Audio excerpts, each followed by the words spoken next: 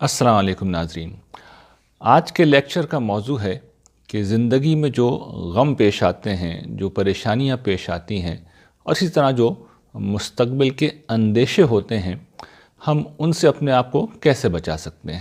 ظاہر ہے اس کا مطلب یہ نہیں ہے کہ ہم اس صورتحال سے بچ سکتے ہیں جو حال کی پریشانیاں یا ماضی کے غم اور صدمات اور اسی طرح مستقبل کے اندیشوں کو جنم دیتے ہیں، اس لیے کہ ان پر ہمارا کوئی کنٹرول نہیں ہوتا۔ جو چیز آج ہم سمجھیں گے وہ یہ کہ ہم کس طرح ان پریشانیوں، غموں، صدمات اور اندیشوں سے پیدا ہونے والے برے اثرات سے اپنے آپ کو بچا سکتے ہیں یا ان کو منیمائز کر سکتے ہیں۔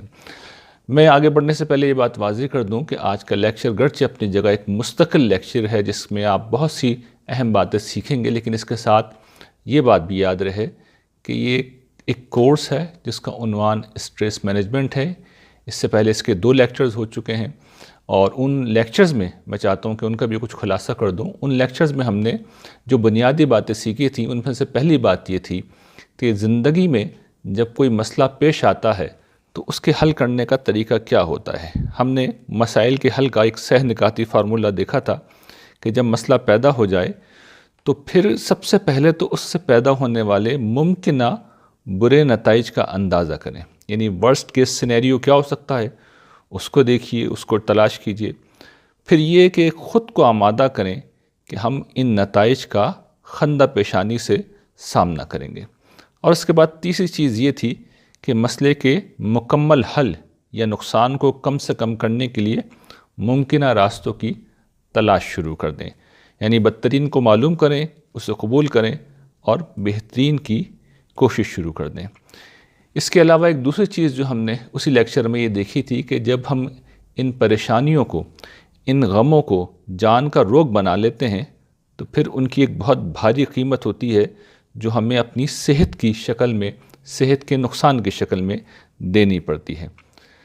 اس کے بعد ہم نے دوسرے لیکچر میں یہ دیکھا تھا کہ یہ جو مسائل کے حل کا سہ نکاتی فارمولہ ہے، اس میں سے جو آخری 2 پوائنٹ ہیں ان کو ہم کس طریقے سے اختیار کر سکتے ہیں۔ یعنی اس میں سے پہلی بات جو ہم نے اس میں دیکھی تھی وہ دوسرے نقطے کی تفصیل تھی۔ دوسرا نقطہ کیا تھا کہ ذہن کو بدترین صورتحال کا سامنا کرنے کے لیے کیسے تیار کریں۔ ظاہر ہے کہ یہ کہنا بڑا آسان ہے لیکن کرنا آسان نہیں ہے، اور میں نے اس میں پھر ایک طریقہ بتایا تھا کہ آپ خدا کے قانون امتحان کو سمجھیں کہ اللہ تعالیٰ انسانوں کو مشکلات میں بہت کم ڈالتے ہیں، زیادہ تر وہ ان کے لیے آسانیاں ہی رکھتے ہیں۔ اس کی تفصیل آپ نے سننی ہے تو پچھلے لیکچر کو سن لیجیے گا، اس وقت میں خلاصہ کر رہا ہوں۔ اور پھر جو تیسرا نقطہ تھا کہ مسائل کو حل کرنے کا عملی طریقہ کیا ہے، حل کیسے تلاش کیا جاتا ہے، تو اس حوالے سے بھی میں نے کچھ گزارشات پیش کی تھیں۔ میں نے پہلی بات یہ عرض کی تھی کہ مسئلے کو شناخت کریں اور جو ریلیونٹ ڈیٹا ہے، ڈیٹا کلیکشن کا کام پوری دیانتداری سے کریں اور مسائل کا کوئی پہلو جو ہے آپ کی نگاہوں سے اوجھل نہ رہے۔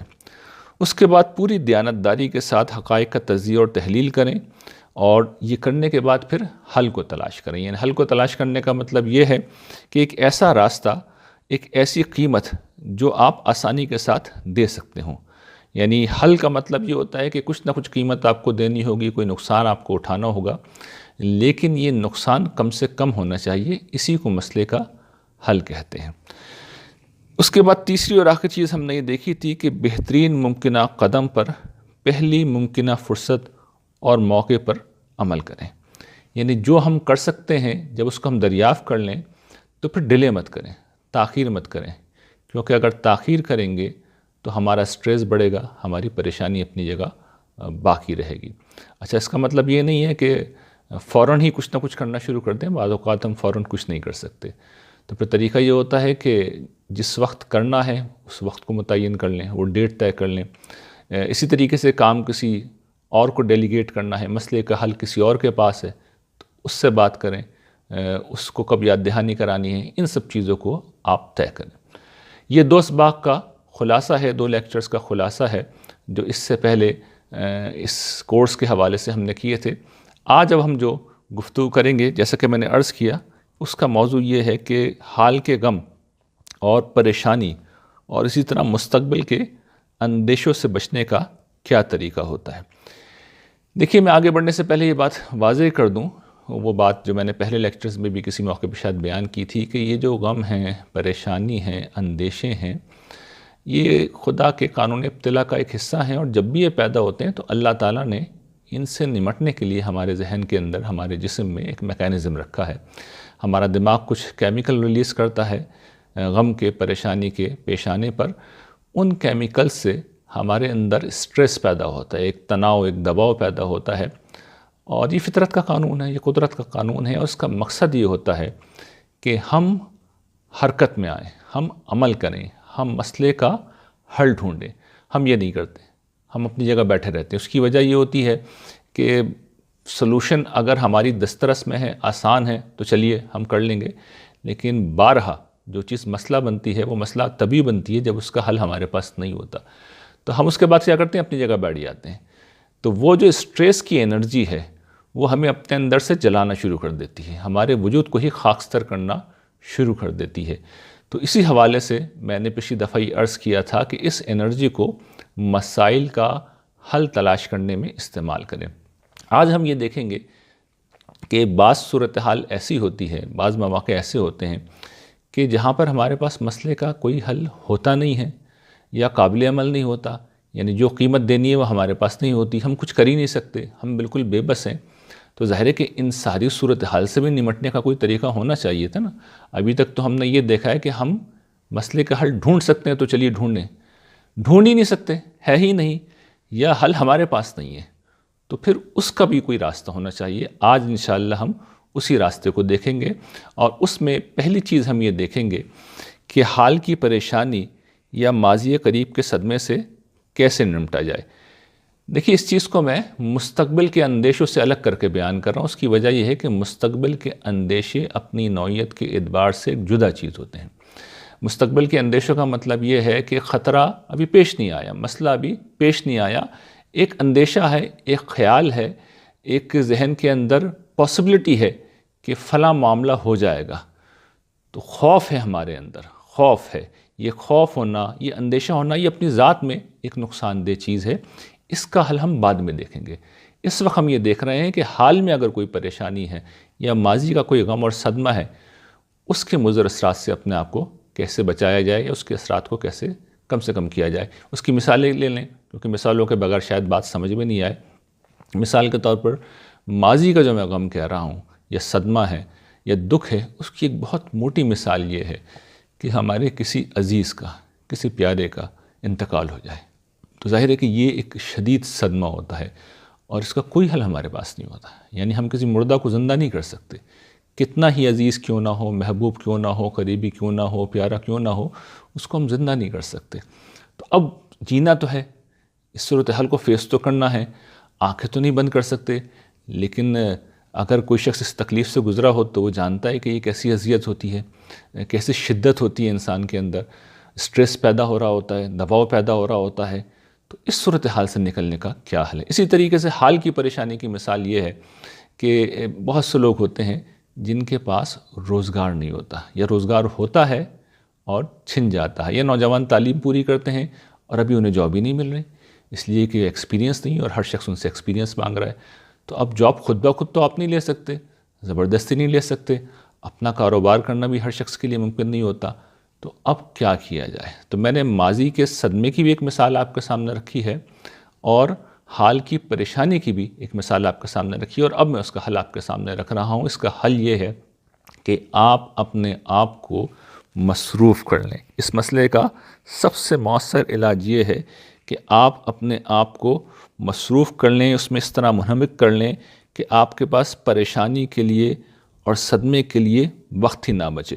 کیونکہ یہ بات یاد رکھیے گا کہ ایک بہت سادہ سا اصول ہے، غم و پریشانی جو ہیں وہ آپ کی قوت عمل کو مفلوج کرتی ہیں، اور جس وقت آپ مصروف ہو جاتے ہیں، سراپا عمل بن جاتے ہیں، تو آپ کا عمل غم اور پریشانی کو مفلوج کر دیتا ہے۔ تو آپ کا عمل جب غم کو مفلوج کر دے گا، پریشانی کو مفلوج کر دے گا، تو اس کے مضر اثرات سے آپ بچ جائیں گے۔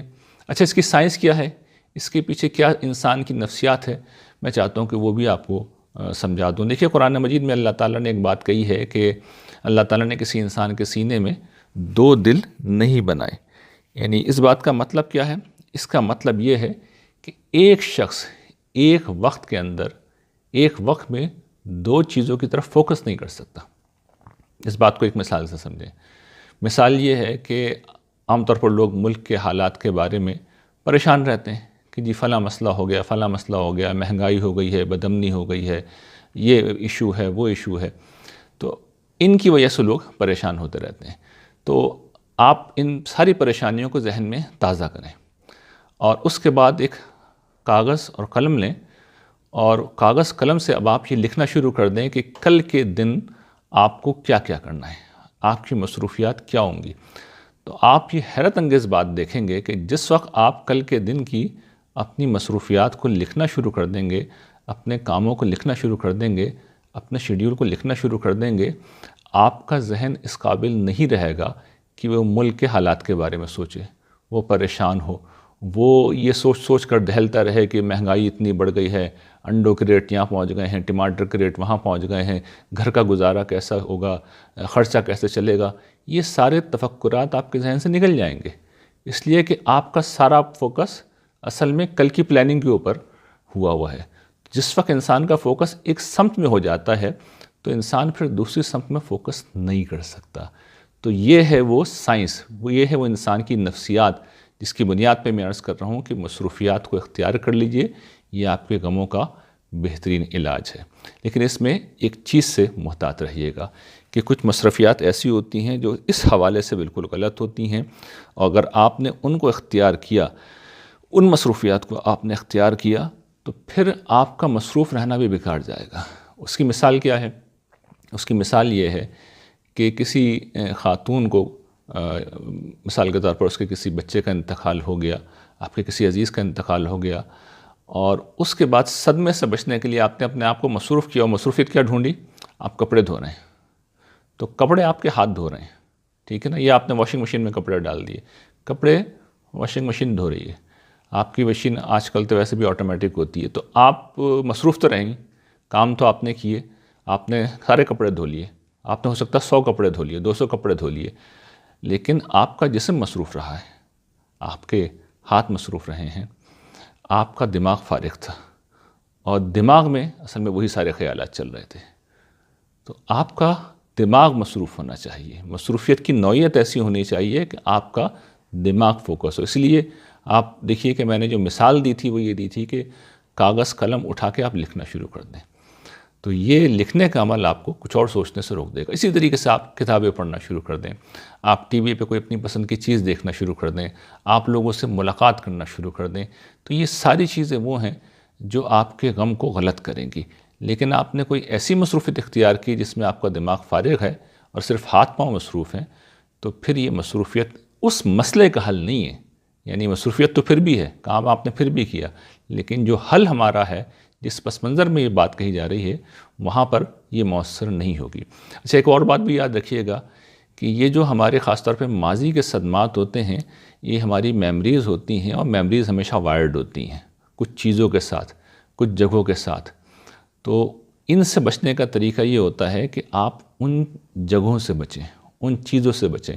جیسے کسی کی بیٹی اگر رخصت ہو کر دوسرے گھر چلی گئی ہے، دوسرے ملک چلی گئی ہے، اور ظاہر بات ہے شروع میں کچھ صدمہ بھی اس کا ہوتا ہے، تو اب آپ اس کے کپڑے لے کے بیٹھے ہوئے ہیں، آپ اس کے بستر کو دیکھے جا رہے ہیں، تو صدمہ اس کے نتیجے میں کم نہیں ہوگا، بلکہ اپنی جگہ پر موجود رہے گا۔ اسی طریقے سے آپ اگر ملک کے حالات کے بارے میں پریشان ہیں، اور آپ کی ملاقات اور گفتگو ایسے لوگوں سے ہی ہوتی ہے جو ہر وقت منفی باتیں ہی کرتے رہتے ہیں اور نیگیٹو تھنکنگ کا شکار ہیں، تو وہ لوگ بھی آپ کے غم کو بڑھائیں گے، آپ کی پریشانی کو بڑھائیں گے، تو ایسے لوگوں سے بچیے۔ تو اس طرح کی انگیجمنٹ سے، اس طرح کی ڈسکشن سے، اس طرح کی میموریز سے اپنے آپ کو ڈیٹیچ کیجئے، انوائرڈ کیجئے، اس کے بعد آپ دیکھیں گے کہ آپ کی پریشانی اور آپ کا غم جو ہے وہ دور ہونا شروع ہو گیا ہے۔ اچھا، یہ تو ہو گئی ماضی کی داستان۔ اب اس کے بعد ہم مستقبل کی طرف آتے ہیں، اور مستقبل میں کیا چیز ہوتی ہے؟ جیسے کہ میں نے عرض کیا تھا کہ مستقبل میں اندیشہ ہوتا ہے، تو مستقبل کے اندیشوں سے جو اسٹریس پیدا ہوتا ہے، اس سے بچنے کا کیا طریقہ ہے، اس کو اب ہم دیکھیں گے۔ دیکھیے، اس سے مراد جیسے کہ میں نے عرض کیا کہ یہ ہے کہ ابھی مسئلہ پیدا تو نہیں ہوا لیکن خوف ہے.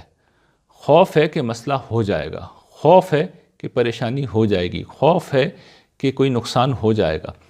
تو یہ خوف بھی مار ڈالتا ہے آدمی کو. زندگی آدمی کی بڑی مشکل ہو جاتی ہے. ہم اس وقت کرونا کووڈ-19 کا ایک وائرس کی جس صورتحال سے، جس عالمی وبا سے گزر رہے ہیں، وہاں پر بہت سے لوگ ہیں جو اس خوف میں زندگی گزار رہے ہیں. ان کے لیے جینا مشکل ہو چکا ہے.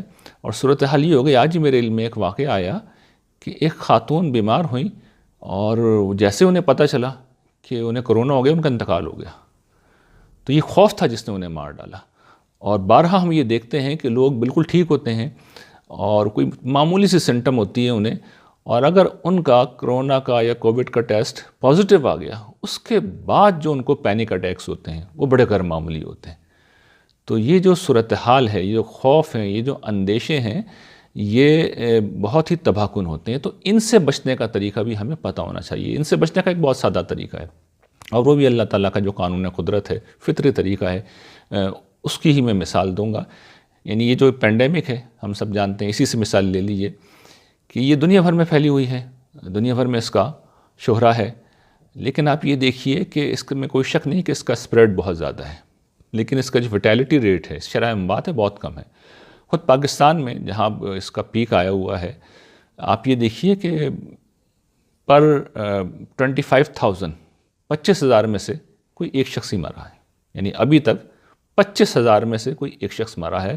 اور میں اب آپ سے عرض کروں کہ ہم اس سے زیادہ خطرناک چیزوں کو بغیر کسی خوف کے اختیار کر لیتے ہیں. مثال کے طور پر ٹریفک حادثات میں جو لوگ مرتے ہیں ان کی تعداد اس سے کہیں زیادہ ہے، کہیں زیادہ ہے. لیکن آپ دیکھیے کہ میں اور آپ ڈرائیونگ بھی کرتے ہیں، ہم گھر سے باہر بھی نکلتے ہیں، ہم گاڑیوں میں بیٹھتے بھی ہیں، اور معمولی سا خوف نہیں ہوتا، معمولی سا اندیشہ نہیں ہوتا. تو احتیاط تو ہمیں کرنی چاہیے. چاہے ڈرائیونگ کر رہے ہوں اس میں بھی احتیاط کرنی چاہیے، نہیں کریں گے تو ایکسیڈنٹ ہو جائے گا. اسی طریقے سے کرونا ہے، وہاں بھی احتیاط کرنی چاہیے، نہیں کریں گے تو کرونا ہو جائے گا. تو احتیاط اپنی جگہ ہے، میں اس کی نفی نہیں کر رہا، خوف کی نفی کر رہا ہوں. اور یہ بتا رہا ہوں کہ خطرناک سے خطرناک جو صورتحال بھی اگر آپ کو لگ رہی ہو، تو عملی طور پر ایسا بہت کم ہوتا ہے کہ آپ اس خطرے کا شکار ہو جائیں. ایسا کم ہوتا ہے. اور اوسط کے قانون میں آپ دیکھیں تو پتہ یہ چلے گا کہ 25,000 لوگوں میں سے بس آپ ایک ہی شخص ہو سکتے ہیں، اور یہ بہت غیر معمولی ریشو ہے. آپ کے بہت کم امکان ہیں کہ آپ اس کا شکار ہو کر اس دنیا سے رخصت ہوں. اور اگر خوف ہوگا تو جیسا کہ میں نے عرض کیا، نارمل آدمی بھی اپنے آپ کو بہت شدید بیمار محسوس کرے گا، اور ہو سکتا ہے کہ موت کے دہانے پر پہنچ جائے. اس گفتگو کو اگر میں سمرائز کروں تو میں اس طرح سمرائز کروں گا کہ اندیشے بہت کم حقیقت بنتے ہیں. اچھا، ہم نے یہ دیکھ لیا کہ ماضی میں اور حال میں اگر پریشانی ہے یا صدمات ہیں تو ان کے اثرات سے کیسے بچا جائے. ہم نے مستقبل کو بھی دیکھ لیا کہ اس کے اندیشوں سے کیسے بچا جائے. اس کے باوجود بھی بہت سے لوگ پریشان رہتے ہیں، اور ان کی پریشانی کی وجہ یہ ہوتی ہے کہ وہ چھوٹی چیزوں کو نظر انداز کرنا نہیں جانتے، اور چھوٹی چھوٹی چیزوں کو وہ رائی کا پربت بنانے کے عادی ہوتے ہیں، اور اس کا نتیجہ یہ نکلتا ہے کہ وہ ہر وقت پریشان رہتے ہیں. اس کی مثال یہ ہے کہ کچھ لوگ ایسے ہوتے ہیں، ان کا بچہ جب بھی گھر سے باہر جاتا ہے تو وہ ٹینشن میں آ جاتے ہیں کہ پتہ نہیں میرا بچہ کس حال میں ہے، خدا نخواستہ کوئی ایکسیڈنٹ نہ ہو جائے، خدا نخواستہ کوئی پرابلم نہ ہو جائے. تو یہ وہ لوگ ہوتے ہیں جو ہمیشہ اندیشوں میں جیتے ہیں، پریشانی میں جیتے ہیں. اسی طریقے سے کچھ لوگ وہ ہوتے ہیں جو ہر بات کو دل پہ لے لیتے ہیں اور لوگوں کی باتوں کو محسوس کرنا شروع کر دیتے ہیں. تو یہ سارے رویے غلط ہیں. اگر آپ چھوٹی چھوٹی چیزوں کو نظر انداز نہیں کریں گے تو پھر بھی آپ مستقل طور پر پریشان رہیں گے. چونکہ آج ہم یہ دیکھ رہے ہیں کہ پریشانیوں سے کیسے بچنا ہے، اندیشوں سے کیسے بچنا ہے، صدمات کو کیسے کم کرنا ہے. تو اس زمن کی یہ بہت اہم بات ہے جو میں آپ کے سامنے رکھ رہا ہوں کہ چھوٹی چھوٹی باتوں سے آپ پریشان نہ ہوا کریں. اور اس کو ایک مثال سے میں اگر آپ کے سامنے رکھوں تو آپ کو یہ بات زیادہ بہتر انداز میں سمجھ آئے گی کہ دیکھیے، زندگی میں بڑے بڑے مسائل ہوتے ہیں. تو جب بھی چھوٹے موٹے کوئی مسئلہ پیش آئے تو آپ ہمیشہ کسی بڑے مسئلے کا سوچیں، چاہے آپ کے بارے میں ہو چاہے دوسرے شخص کے بارے میں ہو. مثال کے طور پر یہ جو کرونا کا مرض ہے، آپ کو پتہ ہے کہ اس میں لوگوں کو سانس کی پرابلم ہو جاتی ہے. تو سانس کی پرابلم، سانس نہ آنا بہت بڑا مسئلہ ہے. یہ بنیادی مسئلہ ہے، یہ موت و زندگی کا مسئلہ ہے. ایسے میں کسی شخص کو جا کے یہ بتایا جائے، یعنی اس شخص کو یہ مسئلہ ہے، اس کو جا کے یہ بتایا جائے کہ آپ کے گھر میں گیس نہیں آ رہی، تو وہ کوئی اس کا اثر قبول کرے گا؟ کوئی اثر قبول نہیں کرے گا، اس لیے کہ اس کو تو جان کے لالے پڑے ہوئے، اس کی سانس نہیں آ رہی، اور آپ اسے بتانا ہے کہ تمہاری گیس نہیں آ رہی۔